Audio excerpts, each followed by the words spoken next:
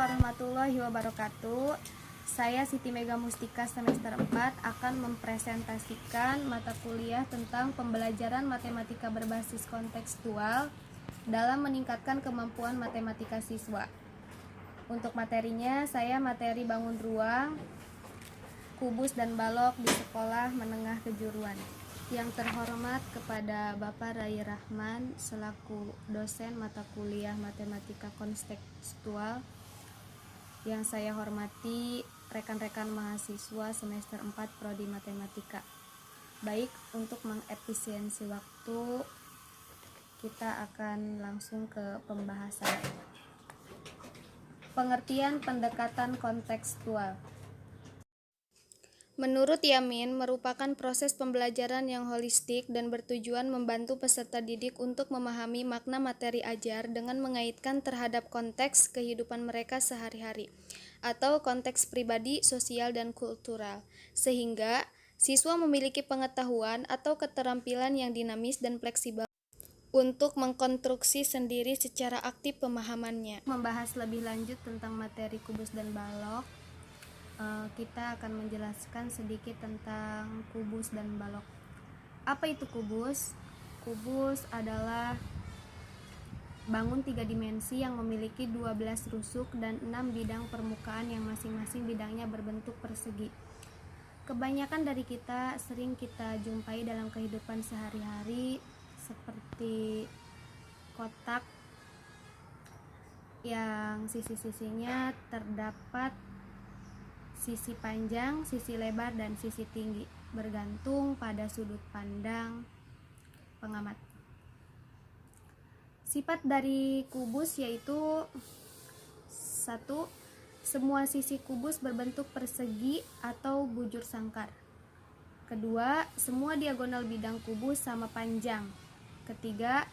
Semua diagonal ruang kubus sama panjang. 4. Setiap bidang diagonal kubus berbentuk persegi panjang. 5. Kubus memiliki 12 rusuk. 6. Rusuk-rusuk pada kubus memiliki ukuran yang sama. Jadi sudah terbayangkan bahwa kubus itu berbentuk kotak yang terdiri dari 3 sisi. Sisi panjang, sisi lebar, dan sisi tinggi. Selanjutnya tentang balok. Balok adalah bangun ruang 3 dimensi sama seperti bangun ruang kubus. Balok adalah bentuk yang sering digunakan dalam kehidupan sehari-hari. Kebanyakan tempat penyimpanan berbentuk balok, seperti kotak sepatu, kotak makanan, kotak kemasan minuman, kotak pos, bahkan kotak amal. Sifat-sifat balok yaitu 1. Memiliki 6 sisi. 4 sisi berbentuk persegi panjang dan 2 sisi berbentuk kotak dan sejajar. Yang kedua, memiliki 12 rusuk dengan 8 pasang rusuk yang sama panjang. Yang ketiga, memiliki 8 sudut. Yang keempat, memiliki 12 garis diagonal bidang atau sisi, 4 garis diagonal ruang. Yang kelima, memiliki 6 bidang diagonal. Di bangun ruang kubus dan bangun ruang balok adalah sama-sama bangun ruang 3 dimensi, namun untuk bentuk dan sifat-sifatnya itu berbeda. Perhatikan unsur-unsur kubus dan unsur-unsur balok.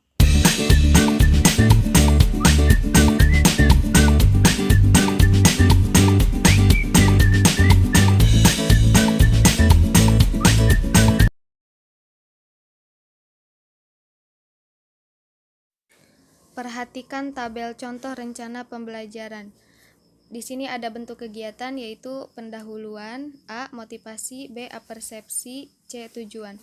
Langkah-langkah pembelajarannya yaitu 1. Guru mengawali kegiatan pembelajaran dengan mengucapkan salam. Yang kedua, guru menunjukkan gambar Ka'bah seperti di samping dan menanyakan kepada siswa tentang permasalahan. Pernahkah kalian memperhatikan Ka'bah melalui televisi, majalah, surat kabar, dan lain-lain? Ka'bah tersebut berbentuk kubus. Untuk memudahkan membangun Ka'bah yang berbentuk kubus, maka perlukah kita mengetahui panjang rusuk dan luas permukaan kubus? Untuk mengetahui panjang sisi atau luas permukaan terlebih dahulu, kita perlu mempelajari unsur-unsur kubus. Ketiga, siswa diingatkan kembali oleh guru mengenai bangun datar, yaitu persegi, persegi panjang, segitiga, dan teorema Pitagoras. Yang keempat, guru menyampaikan tujuan pembelajaran yang akan dicapai. Durasi waktu 10 menit. Untuk kegiatan inti yaitu A. Eksplorasi, B. Elaborasi, dan C. Konfirmasi. Langkah-langkah pembelajarannya yaitu 1. Siswa diberikan contoh kasus yang relevan dengan unsur-unsur dan sifat-sifat kubus dan balok. Misalnya, berbentuk apakah ruang kelas? Bagaimana kerangka yang harus dibuat? Bagian mana dari ruangan kelas yang merupakan rusuk, sisi, diagonal sisi, atau konstruktivisme. Yang kedua, siswa dikelompokkan dengan banyak anggota masing-masing 4-5 siswa. Yang ketiga, siswa diberikan lembar kegiatan siswa atau LKS mengenai unsur-unsur dan sifat-sifat kubus dan balok. 4. Siswa mendiskusikan LKS secara berkelompok atau inquiry dan learning community. 5. Jika ada siswa atau kelompok yang mengalami kesulitan, maka guru memberikan arahan atau bimbingan atau reflecting. 6. Siswa mempresentasikan hasil diskusi kelompok atau modeling. 7. Siswa bersama-sama guru membahas hasil presentasi dan memberikan kesempatan bertanya tentang materi yang belum dipahami berkaitan dengan pelajaran yang baru saja dipelajari atau reflecting dan questioning. 8. Siswa diberikan soal oleh guru sebagai penilaian. 9. Siswa mengerjakan soal evaluasi yang diberikan oleh guru atau authentic assessment. Penutup. Yang ke-1, langkah-langkah pembelajarannya yaitu siswa membuat rangkuman tentang unsur-unsur dan sifat-sifat kubus dan balok. Kedua, siswa dan guru melakukan refleksi. Ketiga, guru menugaskan kepada siswa untuk mempelajari unsur dan sifat-sifat prisma dan limas untuk pertemuan selanjutnya. Yang keempat, guru memberikan PR. Durasi waktu untuk kegiatan inti itu 50 menit dan untuk penutup itu 10 menit. Itu contoh tabel rencana pembelajaran berbasis kontekstual. Kemudian lembar kerja siswa, guru dapat memberikan motivasi mengapa penting mempelajari unsur-unsur kubus dan balok. Misalnya saja dengan memberikan ilustrasi mengenai rancangan bangunan seperti contoh di bawah ini. Contoh susunan bangun rumah. Di situ terdapat kamar dan dapur. Seorang pengusaha ingin membangun rumah di Yogyakarta. Rancangan rumahnya seperti pada gambar di atas. Rancangan rumah tersebut diantaranya terdiri dari ruang tamu, ruang tidur, kamar mandi, dan dapur. Untuk membangun ruangan, maka kita harus mengetahui bentuk bangun ruang serta unsur-unsurnya. Yang pertama, apakah ruangan tersebut membentuk bangun ruang? Ya, membentuk bangun ruang. Yang kedua, bangun ruang apa saja yang terbentuk dari bagian-bagian rumah tersebut? Ya, salah satunya membentuk bangun ruang kubus dan balok. Perhatikan gambar kamar tidur pada rancangan rumah. Berbentuk apakah kamar tidur pada rancangan rumah tersebut? Untuk membangun kamar tidur, kita perlu mengetahui unsur-unsur dan sifat-sifat kubus. Kemudian, dari permasalahan awal di atas, siswa lebih mengerti mengapa harus tahu unsur-unsur kubus dan balok dan berdiskusi secara kelompok mengenai unsur-unsur kubus dan balok. Contoh soal. Misalnya, Pak Dadang memiliki sebuah bak penampungan air berbentuk kubus dengan panjang bagian dalam 80 cm. Bak tersebut diisi air hingga penuh dengan menggunakan jerigen.